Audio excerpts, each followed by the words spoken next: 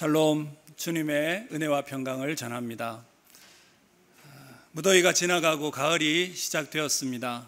지난 여름의 무더위 속에서 우리를 지켜주신 하나님께 감사드리며 계속되는 코로나 상황 가운데서도 우리의 영과 육을 하나님께서 지켜주시기를 기도하겠습니다. 한국어로 설교하는 게 일본에서 몇 년 만인지 모르겠습니다. 한국어로 설교는 한국 가면 한 번씩 설교합니다. 그런데 이번 주에 한국어로 설교를 준비하면서 마치 한국에 가는 듯한 그런 마음, 조금의 설렘도 있었습니다.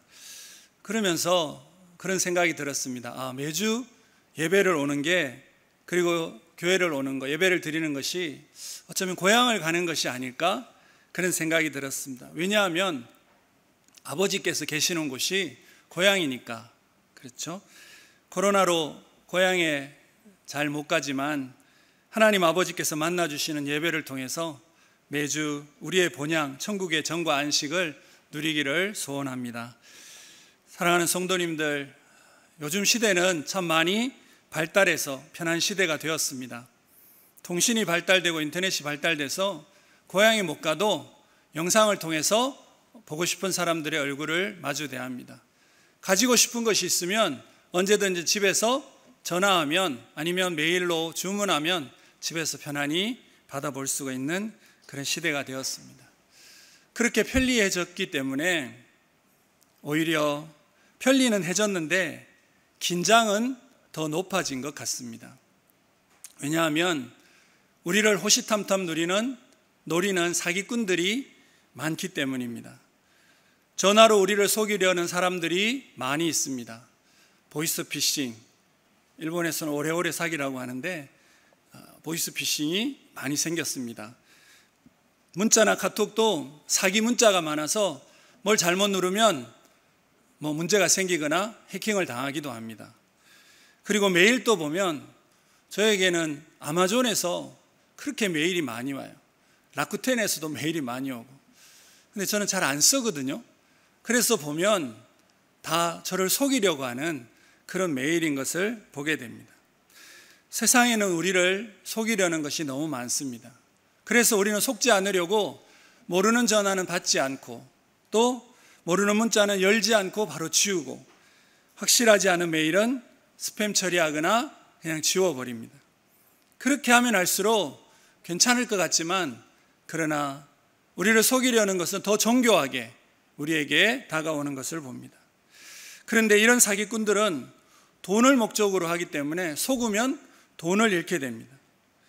그런데 그보다 더 큰 사기꾼들이 우리 주위에 많다는 사실이 우리를 더 긴장하게 만듭니다. 그것은 바로 우리의 믿음과 평안, 하나님 앞에서 열정과 비전을 빼앗으려고 우리를 속이는 누군가가 있다라는 사실입니다.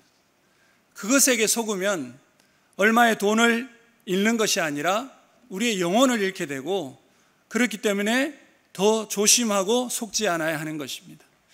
그 어떤 것이 무엇인지, 속지 않으려면 어떻게 해야 되는지, 오늘 말씀은 기브온에게 속은 이스라엘의 모습을 통해서 우리에게 보여주고 있습니다.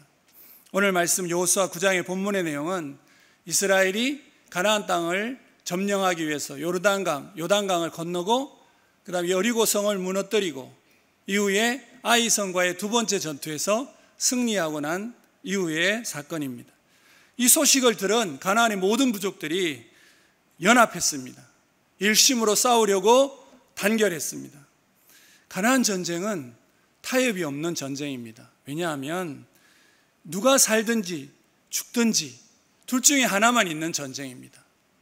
가나안 땅은 하나님께서 이 세상에 하나님이 왕이신 나라를 세우기로 작정하신 땅이기 때문에 그 땅에는 하나님을 믿지 않고 우상을 섬기는 민족이나 부족은 하나도 남지 않아야 되는 그런 하나님의 거룩한 땅의 정화 작업이기 때문에 누군가는 사라져야 되는 그런 전쟁입니다. 그러기에 우상을 섬기는 부족들이 사라지지 않기 위해서 힘을 모으고 대항하고 쫓겨나지 않으려고 일심으로 여호수아와 이스라엘에게 맞서 싸우게 됩니다. 긴장감이 최고로 올라가 있습니다. 그런데 그때 한 부족은 다른 생각을 하게 됩니다. 오늘 3절 말씀 같이 한번 읽어보겠습니다. 기브온 주민들이 여호수아가 여리고와 아이에 행한 일을 듣고 꾀를 내며, 이렇게 기브온 주민이 있습니다. 기브온 주민이 동일하게 여호수아와 이스라엘에 대해서 듣습니다. 그런데 그들은 꾀를 내었다 이야기합니다. 그들의 꾀는 모든 것을 낡은 것으로 만듭니다. 낡은 옷, 낡은 신, 낡은 포도주 부대, 그리고 음식까지 낡게 만듭니다. 음식이 낡은 것은 곰팡이가 피었다는 것이죠. 그들이 하려고 했던 것은 바로 변장입니다. 그들이 무엇으로 왜 변장을 했을까? 6절은 이렇게 말하고 있습니다. 같이 읽겠습니다. 그들이 길갈 진영으로 가서 여호수아에게 이르러 그와 이스라엘 사람들에게 이르되 우리는 먼 나라에서 왔나이다. 이제 우리와 조약을 맺읍시다 하니, 그들이 변장한 것은 먼 나라에서 온 사람들, 그리고 그들이 변장한 이유는 이스라엘과 조약을 맺기 위해서 그렇게 했습니다. 그래서 어떻게 되었을까요? 네, 기브온은 성공했습니다. 그래서 15절에 보면 화친하고 조약을 맺었다, 이렇게 성경은 말하고 있습니다. 그런데 이 조약은 이스라엘에게 있어서 치명적인 실수가 됩니다. 왜냐하면 하나님의 말씀을 온전히 지키지 않는 계기가 되었던 것입니다. 하나님께서는 가나안에 들어가서 모든 살아있는 것을 진멸하라 명하셨습니다. 그래서 여호수아의 주제는 진멸, 호로보시츠 구스코토, 진멸이 여호수아의 주제가 되는 것입니다. 그런데 이스라엘은 기브온에게 속았습니다.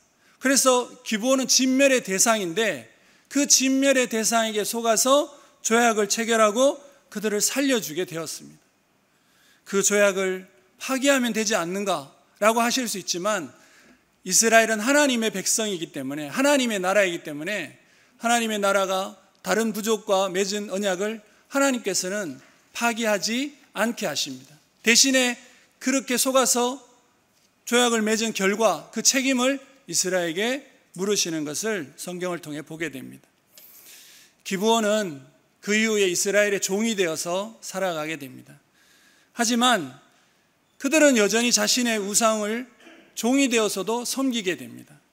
그래서 하나님의 땅 가나안은 온전히 하나님이 왕이 되시는 거룩한 땅이 되지 못하게 되는 그러한 일이 되었던 것입니다.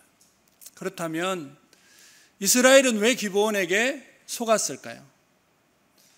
물론 기브온이 변장을 잘해서, 근데 그것도 이유가 되겠죠. 이스라엘에게 문제가 있어서 그것도 이유가 있을 것입니다. 그렇다면 이스라엘이 기브온에게 속아 실수하게 된 이유를 몇 가지 알아보려고 합니다. 먼저 기브온의 속임에 이스라엘이 속은 이유는 적에 대한 정보가 부족했기 때문입니다. 오늘 16절 말씀 같이 한번 읽겠습니다.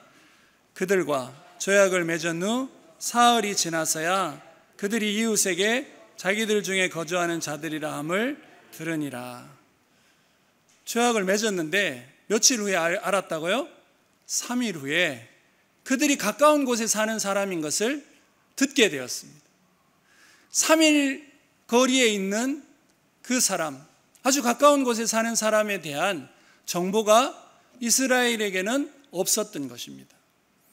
하나님께서 가나안 땅의 모든 부족에 대해서 말씀하신 것은 가나안에 있는 모든 부족, 7개 부족, 그리고 그 안에 살아가는 모든 가축과 숨쉬는 모든 것을 멸하라 말씀하신 것은 출애굽하시기 전이었습니다. 출애굽하시기 전 출애굽기 3장에 하나님께서 어떤 부족을 멸하라고 정확하게 말씀하십니다. 출애굽도 하지 않았는데 왜 그렇게 일찍 말씀하셨을까? 그것은 그 땅에 있는 하나님의 땅에 사는 하나님의 것이 아닌 것을 너희들이 알고 그것이 어떤 부족인지, 어떤 정보가 있는지를 알고 그 우상을 섬기는 부족들을 몰아내라고 하는 그 정보, 주민들에 대한 정보가 필요했기 때문에 그렇다고 생각합니다. 그러나 이스라엘 백성들은 출애굽 이후에 잠깐 정탐하고 옵니다.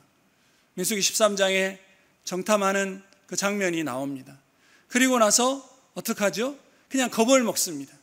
잠깐 알아보니 너무 무서워서 그 부족에 대해서 알고 싶어 하지 않고 그냥 광야에서 먹다가 죽는 그런 일이 생겼습니다. 그들은 정보가 없었습니다. 알려고 하지도 않았습니다. 그런데 저건 달랐습니다. 기브온은 달랐습니다. 그 땅에 살아가는 저건 하나님의 백성에 대한 낱낱이 정보를 가지고 있었습니다. 먼저는 가나안 모든 주민은 죽여야 되지만 그러나 먼 곳으로부터 와서 먼저 화친을 맺으려고 하는 부족이 있다면 그들은 살려주고 죄악을 맺어라, 이렇게 말하는 것이 모세의 율법 신명기 20장에 나옵니다. 그것을 기브온 족속은 알고 있었습니다. 그래서 그렇게 변장을 한 것이죠. 그뿐만이 아닙니다. 9절에 보면 하나님 여호와 이름으로 말미암아 행하신 모든 것을 들었다, 그렇게 이야기합니다. 이 말은 라합이, 여리고성에 살던 라합이 정탐꾼을 만났을 때 여호와 하나님의 이름으로 모든 것을 들었다, 여호와 하나님을 믿는다, 이렇게 말했기 때문에 살았던 그 사실 또한 이 기브온이 알았을 것입니다. 물론 기브온은 하나님을 믿지 않습니다. 단지 살려고 이스라엘을 속이고 있는 것입니다. 적은 하나님과 그 나라에 대한 정보를 가지고 하나님의 사람들을 속이고 있습니다. 하지만 하나님의 사람들은 적의 정보를 모르기 때문에 그냥 속아 넘어가서 실수하게 됩니다. 이것은 아주 오랜 옛날에도 그랬습니다. 뱀은 하나님의 말씀을 알고 있었습니다. 그런데 하와와 아담은 뱀의 관계를 몰랐습니다. 그래서 뱀이 하와에게 속이니까 그냥 속는 것입니다. 그래서 하나님께서는 그 이후에 뱀이 어떻게 할 것이고 사탄은 어떻게 할 것이다를 누누이 말씀하셨습니다. 그런데 오늘 이스라엘 백성은, 그 말씀을 가지고 있는 이스라엘 백성은 또 적에 대한 정보가 없이 속고 넘어가게 됩니다. 그렇다면 저와 여러분은, 지금 이 시대를 살아가고 있는 저와 여러분은 어떠합니까?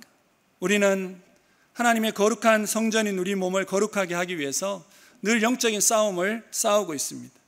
그럴 때 무엇이 사탄의 것이고 무엇이 하나님의 것인지 구별해서 사탄의 것을 확실히 진멸하며 살아가고 계신가요? 아니면 구별이 안 된 채 그냥 우리 안에 함께 넣고 살아가고 있으신가요? 뿐만 아니라 우리 주변에서 우리에게 다가오고 있는 것 또한 구별이 잘 되고 계십니까? 요즘 한국에서는 기독교라는 이름으로 여러 집회들이 열려서 사회적인 이슈가 된다고 합니다. 무엇이 참인지 무엇이 거짓인지 구별이 될 수 있어야 합니다. 구별을 할 수 있어야 합니다. 요한일서 4장 1절에는 이렇게 말씀하십니다. 같이 한번 읽겠습니다. 사랑하는 자들아, 영을 다 믿지 말고 오직 영들이 하나님께 속하였나 분별하라. 많은 거짓 선지자가 세상에 나왔습니다. 오늘 이 시대는 여호수아 시대보다 영적으로 더 혼란하고 혼합되어 있습니다. 비슷하게 보이지만 전혀 다른 이단들도 너무나 많이 있습니다. 기독교라는 이름을 내걸지만 하나님 나라와 세상 나라를 마구 섞어서 사람들을 유혹하고 그것이 기독교라고 착각하게 만드는 일도 많이 있습니다. 그렇기 때문에 영적으로 하나님의 것과 사탄의 것을 분별할 수 있어야 합니다. 그것을 분별하지 못하고 속은 그 상태를 로마서에 바울은 이렇게 말합니다. 로마서 1장에 하나님을 알되 하나님을 영화롭게도 아니하며 감사하지도 아니하며 오히려 그 생각이 허망하여지며 미련한 마음이 어두워졌나니 스스로 지혜 있다 하나 어리석게 되었다, 이렇게 이야기하고 있습니다. 무엇이 참입니까? 무엇이 진리입니까? 그것은 우리의 생각이 아닙니다. 우리의 판단이 아닙니다. 우리는 지혜 있다고 생각할지 몰라도 적에 대해서 모른 채 속고 있을 때가 많이 있습니다. 그렇기 때문에 다시 우리는 하나님의 말씀으로 돌아가야 합니다. 시편 119편 105절에 이렇게 나와 있습니다. 다 같이 한번 읽어보겠습니다. 주의 말씀은 내 발의 등이요 내 길의 빛이니이다. 영적으로 어두운 시대를 살아가고 있습니다. 혼탁한 시대를 살아가고 있는 우리는 다시 거룩한 말씀의 등불을 들어야 합니다. 두 번째, 이스라엘이 속은 이유는 해소되지 않은 외로움과 피곤이 있었기 때문이라고 생각합니다. 가나안 땅에서 이스라엘은 외롭습니다. 사방을 둘러봐도 적뿐입니다. 내 편이 하나도 없습니다. 오랜 광야 생활, 오랜 전쟁에서 심신이 지쳤을 것입니다. 그때 다가오는 손길이 있습니다. 친절하면서도 불쌍해 보이는 사람들, 그리고 우리는 당신의 종입니다, 이렇게 고개를 숙이고 들어오는 사람들. 이스라엘에게서 기브온 주민은 사막의 오아시스처럼 여겨졌을 것입니다. 그래서 큰 의심 없이 조약을 체결하고 자신의 모든 것을 다 내어주듯 하고 말았습니다. 근데 이 이야기는 일본에 살아가고 있는 우리에게 너무나 이해가 잘 되는 것 같습니다.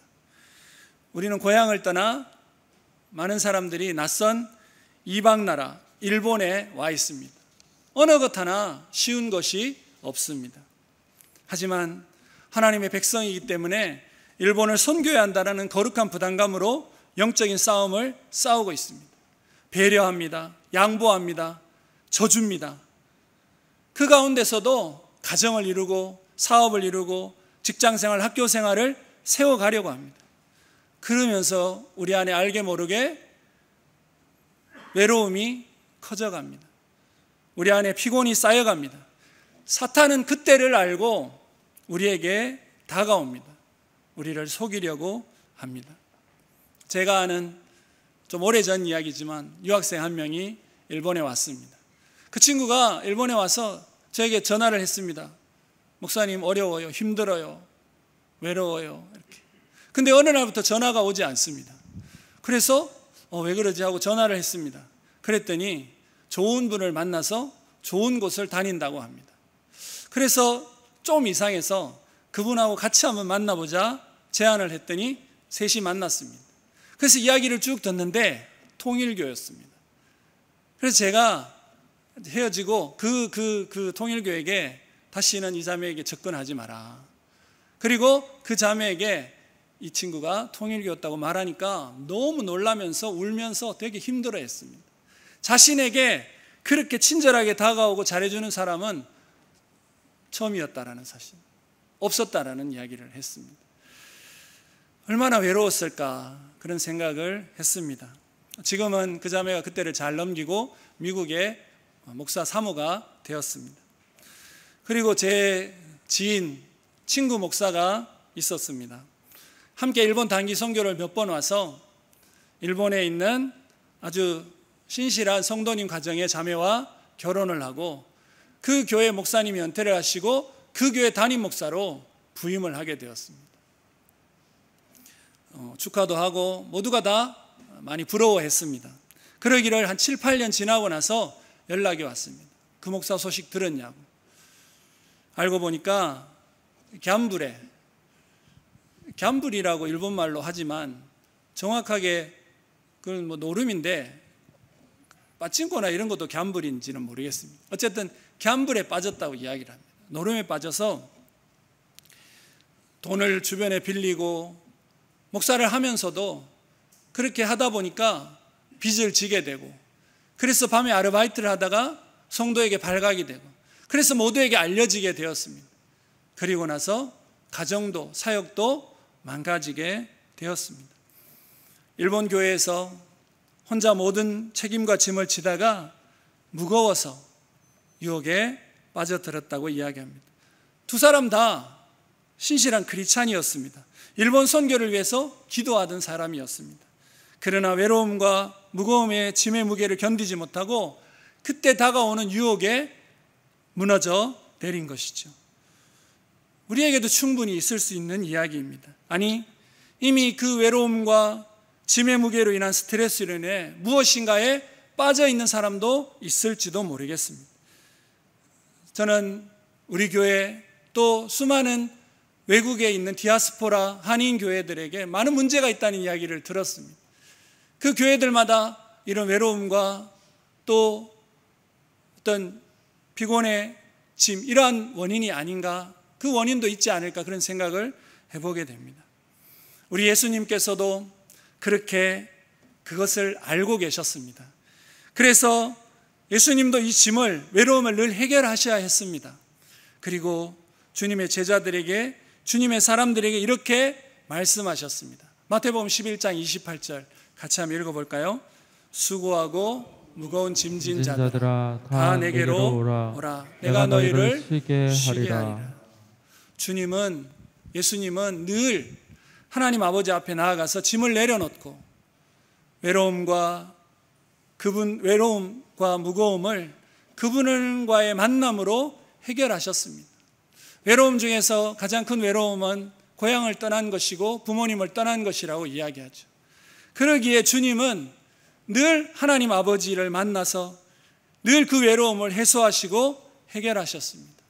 십자가의 무거운 그 마음의 짐도 새벽에 늘 주님 앞에 나아가고 겟세마네 동산에 나아가서 아버지 앞에서 그 모든 짐을 내려놓고 다시 아버지의 마음을 받아서 넉넉하게 감당하셨던 것을 보게 됩니다.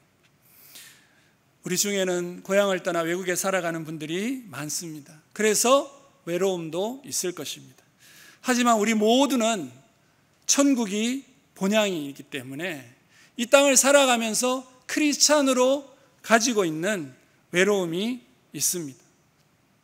영적인 싸움을 싸우기에 피곤함도 있습니다. 그런 외로움과 피곤의 짐을 해결하기 위해 세상에서 무언가를, 세상에서의 누군가의 위안을 찾으려면 우리는 속게 되고 우리는 죄에 빠지게 되는 것입니다. 주님 앞에 나아가야 합니다.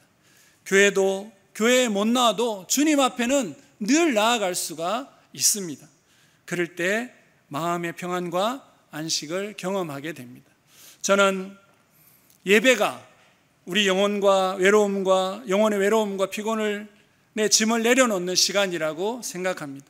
예배가 주님 앞에서 평안과 안식을 얻는 시간이라고 생각합니다. 여러분의 예배는 어떠하십니까?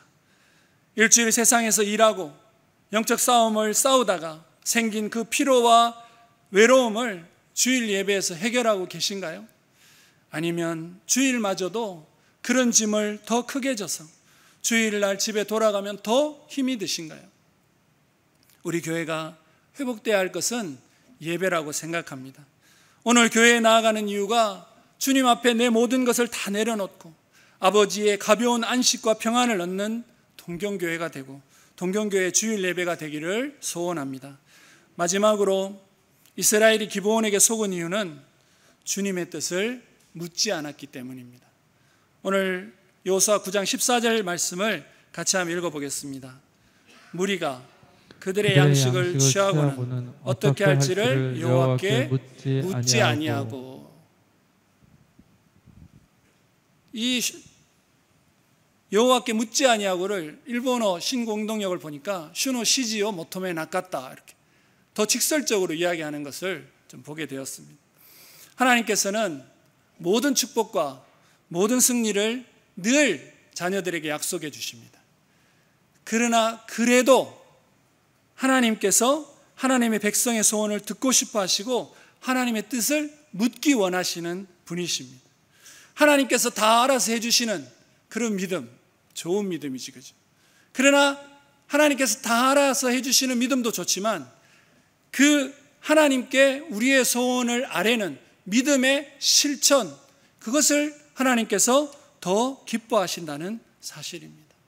성경은 하나님의 뜻을 묻는 자와 묻지 않는 자를 명확하게 비교하고 있습니다. 그것은 이스라엘의 초대 왕 사울과 두 번째 왕 다윗입니다. 둘 다 하나님께 인정을 받아서 이스라엘의 왕이 되었습니다. 그런데 사울은 시간이 지나면서 무슨 일이 생길 때 하나님께 묻지 않았습니다. 역대상 10장 13절에 보면 사울이 죽은 것은 여호와께 범죄하였기 때문이라. 그가 여호와의 말씀을 지키지 아니하고 또 신접한 자에게 가르치기를 청하고. 14절은 같이 읽겠습니다. 여호와께 묻지 아니하였으므로 여호와께서 그를 죽이시고 그 나라를 이새의 아들 다윗에게 넘겨주셨더라. 이렇게 말하고 있습니다. 그런데 반면 다윗은 어땠을까요? 시편 16편 8절에 다윗은 이렇게 고백하고 있습니다. 같이 한번 읽어보겠습니다. 내가 여호와를 항상 내 앞에 모시며 그가 나의 오른쪽에 계심으로 내가 흔들리지 아니하리로다. 다윗은 큰 일이든지 작은 일이든지 늘 하나님이 옆에 계시기 때문에 늘 하나님께 묻고 그분의 뜻을 구함으로 흔들리지 않은 인생을 살았다고 이야기합니다. 물론 다윗도 묻지 않았을 때 범죄한 적이 있습니다. 그러나 할 수 있거든 하나님께 물으려고 했었습니다. 그것 또한 그렇게 범죄하고 나서 얼마나 하나님 앞에 회개했는지 모릅니다. 그런 모습 때문에 다윗은 하나님의 마음에 합한 자가 되었다고 생각합니다. 우리는 하나님의 뜻을 물으며 가야 합니다. 그 뜻에 순종하며 가야 합니다. 하나님의 뜻을 묻지 않으면 하나님께서 결정해 버리십니다. 하나님께서 결정해 주실 때 딴 이야기를 그때 가서 하게 되는 것입니다. 이스라엘은 모든 방법으로 기브온을 검증하려고 했습니다. 그러나 하나님의 뜻을 묻는 가장 중요한 방법을 사용하지 않았습니다. 하나님의 뜻을 묻기 위해서는 시간이 필요합니다. 갑자기 결정되는 일이 없도록 해야 합니다. 무엇이든지 하나님의 뜻을 물으며 하나님의 결정을 받으며 나아가야 합니다. 오늘 말씀은 우리 삶에 실제적으로 많은 교훈이 됩니다. 늘 영적으로 깨어 영을 분별하여 속이려고 오는 사탄을 분별할 수 있는 여러분들이 되시기를 기도합니다. 주님 앞에 나아가 외로움과 피곤의 짐을 내려놓고 주님의 평안과 안식을 얻기를 기도합니다. 하나님의 뜻을 물으며 하나님과 함께 동행하며 걸어가는 저와 여러분, 그리고 동경교회 모든 성도님들이 되시기를 주님의 이름으로 축복합니다. 기도하시겠습니다. 하나님 아버지, 기브온에게 속은 이스라엘을 통해 오늘을 살아가는 저희에게 주신 교훈을 감사합니다. 저희가 속지 않게 하여 주시옵소서. 말씀에 든든히 서게 하여 주시옵소서. 우리의 모든 피곤과 외로움을 날마다 주님 앞에 내려놓고 주님의 안식을 얻는 저희들 되게 하여 주시옵소서. 늘 주님께 물어가며 주님의 지시를 받아가며 살아가는 저희들 되게 하여 주시옵소서. 감사하며 예수님의 이름으로 기도합니다. 아멘.